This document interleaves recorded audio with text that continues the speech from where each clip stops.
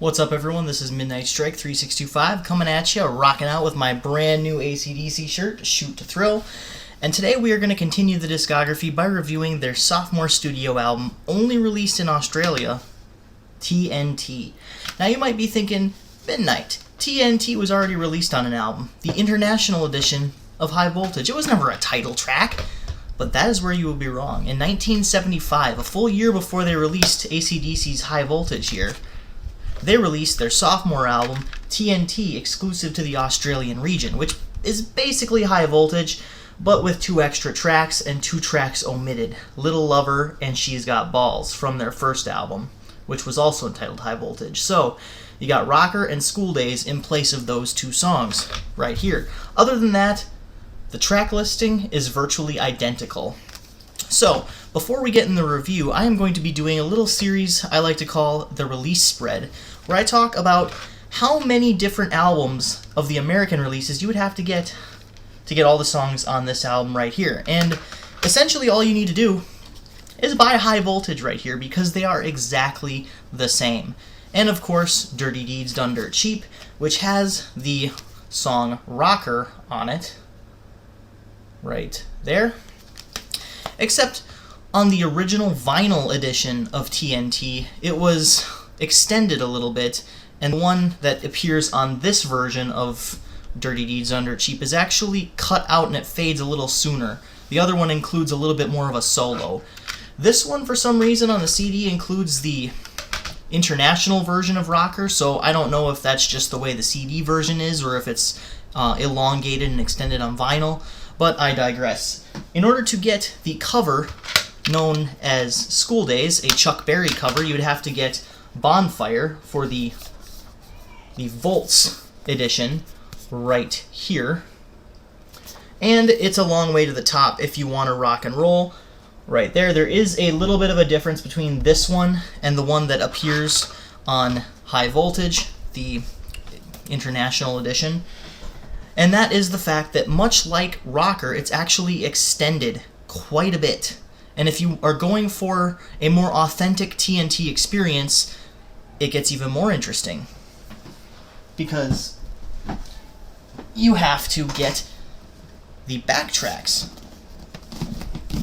box set in order to get the extended editions of High Voltage, and of course, It's a Long Way to the Top if you want to rock and roll, if you haven't already gotten the edition off of Bonfire. So, with that, that's a lot of options to configure a 9-track album, or you could just get T.N.T.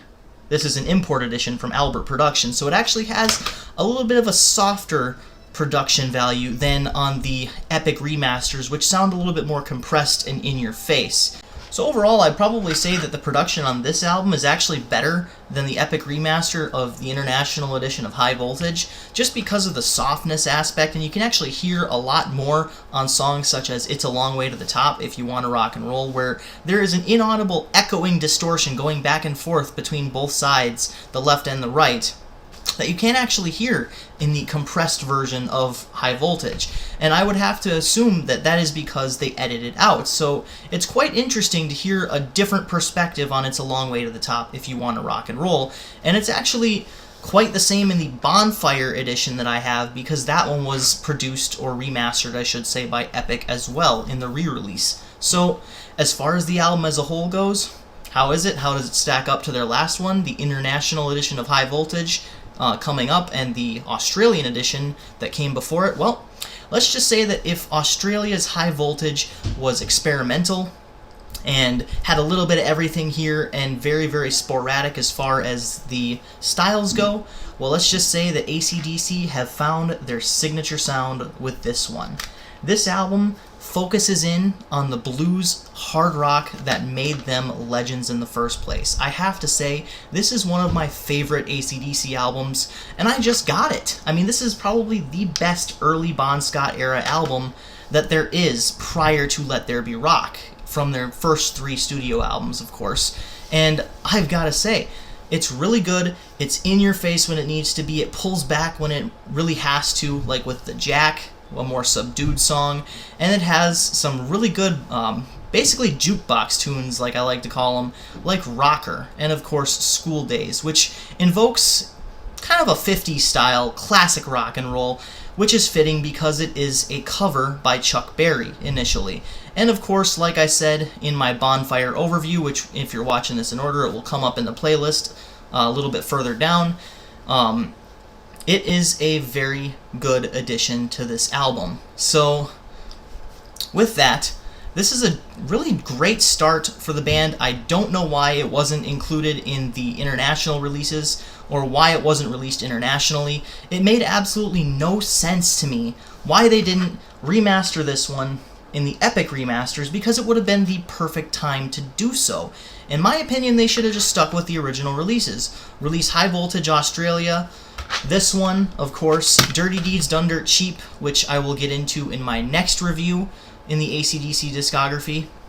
And I just don't understand why they split up the albums like they did. It's probably one of the worst things that they have done. But as far as the album goes as a whole, it is an awesome album. Pretty much every song on here rocks. I actually like this much better than this, and I think they should have gone with this album, T.N.T. right here, when it came to the remastering process of releasing the Epic remasters. So as far as the cohesion, it's got it in spades. As far as the double entendres with the lyrical meanings, it has that with She's Got the Jack, and it's a very interesting story with that, because if you've heard the live version, you'll notice that there's two different sets of lyrics. One having to do with a card game, and another one having to do with some bitch, in Bon Scott's words, giving him an STD, venereal disease, or gonorrhea, as he states in If You Want Blood, You've Got It Live. So there's two different sets of lyrics, and I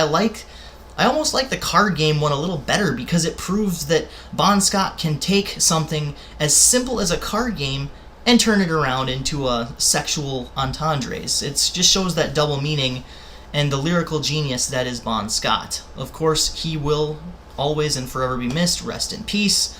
And I think this is one of their better albums. I am going to give this one, well, let's say 9.5 out of 10. It is one of their best albums, and if you haven't heard it through this version, it is not to be missed. One thing I do want to say that's very interesting is, like I said before, Rocker.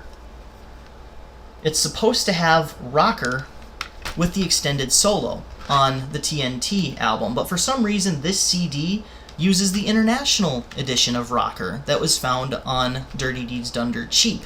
So I don't know if it's just a CD thing or a mastering, but it is interesting to note that on the vinyl edition itself, or the original Australian release of T.N.T., there is an extended solo at the end of Rocker that goes on for a few more seconds. So it's not really significant in my rating of this album, but it is worth mentioning, and I think this album did come out in like 1995 or something, a full 20 years after the original vinyl was released, so there is that. But that's pretty much all I have to say about this album. This is an awesome album by AC/DC. This is Midnight Strike 3625. Keep calm and rock on.